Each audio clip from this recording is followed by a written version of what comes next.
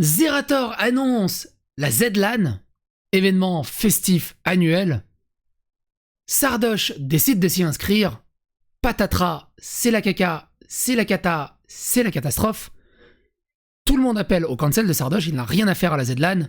Il subit un harcèlement massif et dégueulasse. Il en vient à pleurer en plein stream, tellement il ne supporte plus cette pression. Zerator produit un tweetlanger pour expliquer pourquoi il ne peut pas empêcher Sardoche de venir et que tout ça est complètement idiot. Et avant même de démarrer, oui, c'est complètement idiot. Sardoche n'a rien de répréhensible à se reprocher. Et il subit un harcèlement qui dure depuis des années et complètement disproportionné.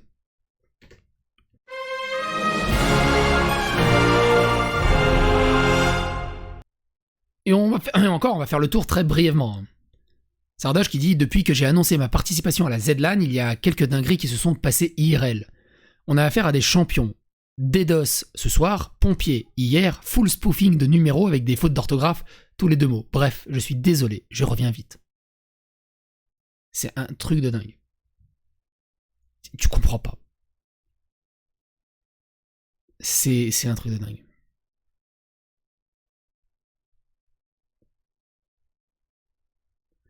La Sainte qui dit « Tu le sais déjà, mais je suis tout cœur avec vous, force. » Pompier.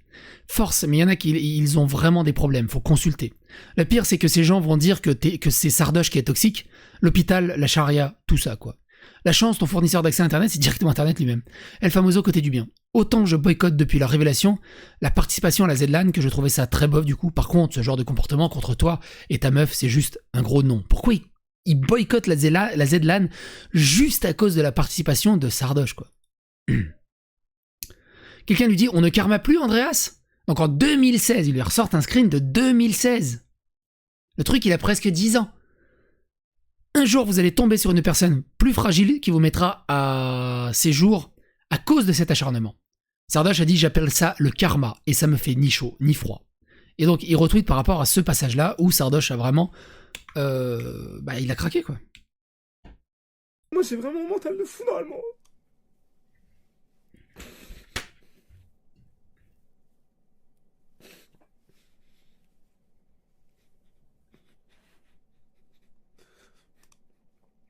Je vous juste lancer Minecraft, mon choix d'idée, j'en ai marre, quoi.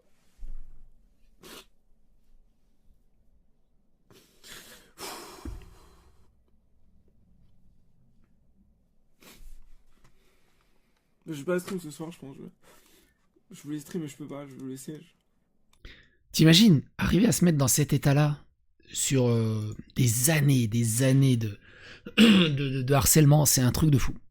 Et donc Sardoche qui répond « Bien joué frérot pour le tweet le plus liké de ta misérable vie. Un screen de 2016 qui a été supprimé 30 secondes après avoir été posté sur le coup de la colère. Ça doit justifier le swatting et les menaces de mort que je subis tous les jours, du coup je suppose. Déjà tu peux retirer lol de ton arrobase, t'es low master, en plus tu mens trop, j'ai déjà fait 5 tweets à plus de 2000 faves. C'est quoi un mec toxique, quoi. C'est un truc de fou. Sardoche qui pleure en live à cause de sa situation, c'est grave. Je suis loin d'être du côté de Sardoche, par contre, va falloir changer de disque et arrêter de sortir ces screens vieux de 7 ans. Si vous voulez une voyante, je vous conseille Chelsea. Nagui Prime en ce moment.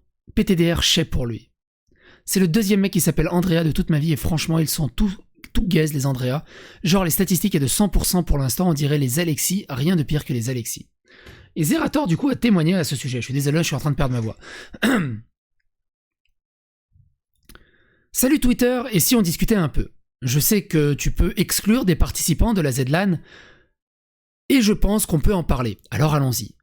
Bonjour, suite au harcèlement que je subis depuis 2 jours, parce que même Zerator se fait harceler. On est arrivé au point où Zerator se fait harceler. Il était relativement intouchable, mais même lui, ça se fissure de partout. Et maintenant, envers certains proches, lol, trop marrant ça, le harcèlement qui dépasse Twitter, c'est toujours sympa. Je pense qu'il est nécessaire de prendre la parole sur ce sujet, car je vois beaucoup de gens écrire des choses ou des avis me concernant sans trop réaliser ce qui se passe et en confondant beaucoup de choses. La réalité, c'est que j'aime créer des événements ouverts à tous, dans notre milieu, aujourd'hui, on retrouve souvent les mêmes personnes invitées aux événements, aux tournois, aux OP, etc. Ça manque de format, ou si vous êtes inconnu, ou moins connu, mais que vous avez une communauté. Vous pouvez quand même participer et vous montrer, voire gagner. On reproche très souvent à notre milieu de favoriser l'entre-soi permanent, et c'est aussi pour ça que j'ai créé cet événement, la Trackmania Cup, FFS, la ZLAN pour les 3 plus gros, à participation libre. En me disant que chacun devrait avoir le droit à sa chance. Ce n'est pas la seule raison qui me pousse à créer ces événements, mais ça en fait partie. Vous allez peut-être m'écrire que j'organise aussi des événements sur invitation, dans lesquels j'invite des gens qui ne sont pas forcément proches de mes valeurs. Et si vous parlez du Z-Event, vous avez raison. Je n'invite plus que mes potes depuis bien longtemps, et essaye juste de me mettre mes avis personnels de côté, afin de créer un événement qui rassemble tout le monde, sans aucune exception. Tous réunis pour un même but, le temps d'une bulle temporelle. Ne vous inquiétez pas, le Z-Event sous cette forme est terminé, et on a réussi à faire de belles choses pour toutes les causes défendues. Passons maintenant au sujet qui vous intéresse tous. L'exclusion des membres quand ils ne nous plaisent pas, ou que ce ne sont pas nos amis, ou que Twitter les condamne, ou d'autres raisons. Pour commencer, je pense qu'il est inutile de vous rappeler que je ne cautionne absolument pas tous les agissements et les pensées de tous les participants et de toutes les compétitions. Et oui, ça inclut Sardoche, pour ceux qui ne veulent pas comprendre, la dernière fois que je l'ai invité à faire du contenu avec moi hors Z-Event, et les compétitions ouvertes, c'était en septembre 2018 pour World of Warcraft. Depuis, ce n'est absolument jamais arrivé. J'explique depuis quelque temps que je n'ai aucun moyen légal pour exclure un participant de ma compétition. Je précise tout de même que j'ai consulté des juristes, 2 avocats de 2 cabinets différents pour être plus précis. Avant de dire des trucs pareils, je me renseigne toujours avant de parler d'un sujet aussi important. Ensuite, on me dit « mais regarde des screenshots, regarde des clips Twitch, cette personne devrait être bannie ». Mais vous oubliez que d'un point de vue légal, tout ceci n'a aucune valeur, et qu'on ne peut pas exclure quelqu'un d'un événement public pour un screenshot ou un clip Twitch. Quand certains disent « mais c'est ton événement, tu fais ce que tu veux », c'est faux, car nous sommes dans le cadre d'une compétition ouverte sur inscription. Quand certains disent « mais donne-nous l'article de loi qui t'oblige à inviter des sales types », ça ne marche pas comme ça non plus. C'est même l'inverse. Je dois trouver une raison légale d'exclusion. Légale.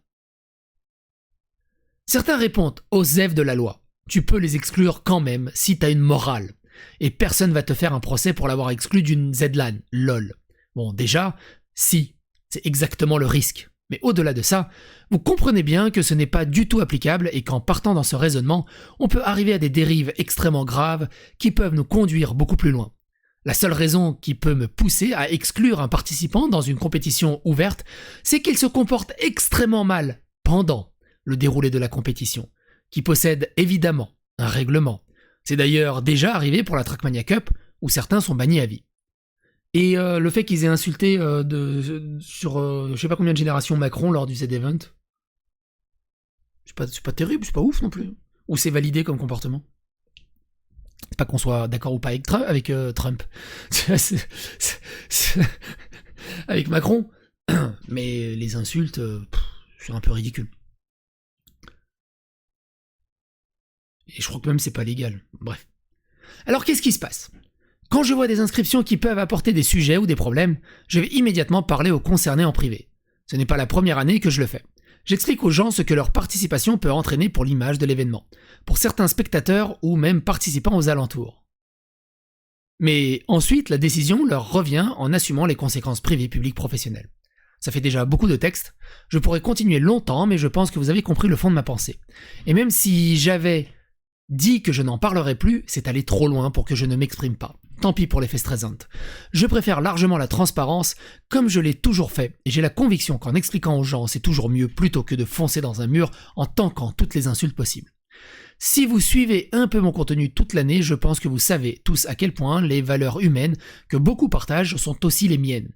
Ça me tue de voir des gens écrire Zerator égale pédophile, violeur, pointeur, harceleur, sous prétexte que j'organise la ZLAN. C'est quand même dingue. C'est quand même fou. Et je respecte la loi au sujet de l'inscription. Le pire, c'est que ceux qui font ça se croient tellement au-dessus du lot, en mode nous on est vertueux et tout. Et je respecte la loi au sujet des inscriptions. Rendez-vous compte de ce que vous écrivez. Vous voulez vraiment combattre le harcèlement par le harcèlement, et en plus en écrivant des choses fausses? Est-ce que je dois vous traiter de la même façon étant donné que vous respirez le même air que les pires raclures de France? Vous habitez dans le même pays dont vous validez leurs propos aussi? Non, moi c'est la même chose. Oui, mon communiqué est moins pro que ce que vous pouvez voir d'habitude, mais c'est parce que je suis profondément touché, et j'ai le sentiment d'une injustice totale envers nous qui essayons juste d'organiser un événement cool, qui rassemble les gens autour d'une même passion, destiné à vous faire rire et vous impressionner parfois. J'essaie de tout développer avec une ambiance saine pour tout le monde, que ce soit carré, d'éviter les futures dérives, de développer un endroit sain, croyez-moi, tout ça est tellement important pour moi, à un point que vous n'imaginez même pas. C'est aussi d'ailleurs ce qui me pousse à communiquer aujourd'hui. Merci de m'avoir lu jusqu'ici, j'espère que vous y voyez un peu plus clair. Pierre qui dit « Honnêtement, c'est un très beau texte, mais t'as perdu 95% de Twitter quand tu as utilisé le mot légal. Ceci étant, courage à toi et à tes proches. » Samuel Etienne qui dit « Force à Zera et stop au harcèlement de l'un des acteurs les plus constructifs du stream français. » Sanji qui dit « PTDR, nique ta mère toi aussi, Sardoche, on rappelle peut-être raciste à harceleur, tout est mérité pour ce nazi. » Sur la base de quoi? Qu'est-ce que tu veux faire avec ces gens-là, si ce n'est de tout simplement pas interagir, parce que ça sert à rien, mais juste de les bloquer en fait. Et d'assainir un peu les réseaux sociaux au fur et à mesure. Ça sert à rien de discuter avec ça. Mais bon, c'est hallucinant.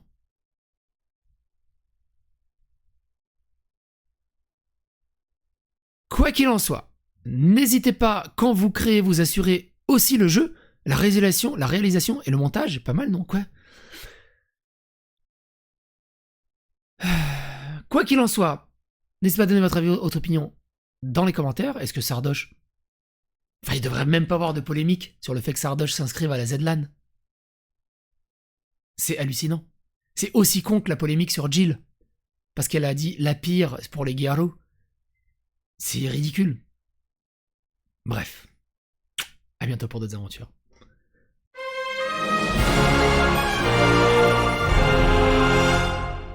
Les gens sont vachement énervés, je trouve, sur les réseaux sociaux en ce moment.